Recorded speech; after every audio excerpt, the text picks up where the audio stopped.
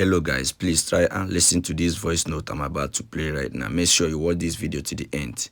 This is nothing but the truth about what Nigerians are undergoing through now. I've realized that most Nigerians who say they want change don't actually know what that change means. I've realized that what they actually want is relief. But relief and change are not the same thing. This is why I asked in my video yesterday if Nigerians can actually permit a working Nigeria. Because a working Nigeria requires change. But the language we are using, where we don't see where we are also contributing to the reality we currently live in, where we are holding everybody else accountable but ourselves, it clearly shows that what we want is relief, not change. Relief is when the pain goes away, so many times temporarily. Change is when the system producing the pain loses its power to reproduce itself. That is the difference. Let me give you an analogy.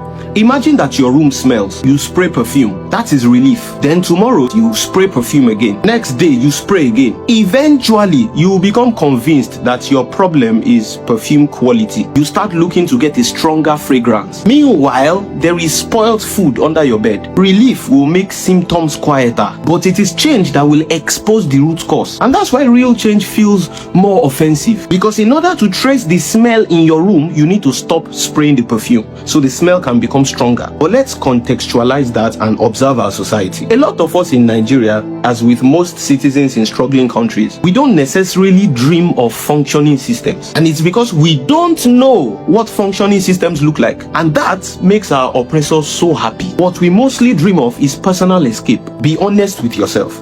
If I asked you now what your dream life in Nigeria looks like, you will mention solar panels generating power. You will mention private schools for your kids. You will mention connections in high places. You may mention having a security team designated to you. You mention the ability to travel abroad whenever you want, and so on. But did you notice something in those choices? They all create a private paradise. As for me and my house. But that is not change. No. Change creates public infrastructure for the good of all. And I know why we naturally lean towards relief. I get it. It's because relief rewards immediately. Change takes time. That is the realm of transformation. So we as citizens must work on what we applaud, what we allow, what we incentivize. We must work on our habits, our education, behaviors we reward on social media, our institutions, our culture, our values, our expectations. Because if we don't individually work on these things, we can keep changing government and leadership how we like, but the underlying factors that keep the society mediocre will remain. Different drivers, the same road. And history is full of this. A country can replace its government several times while still preserving its social operating system. For instance, imagine a classroom. The teacher leaves and immediately everybody starts making noise. Then one student says, "Guys, let's be quiet," but nobody listens. Why?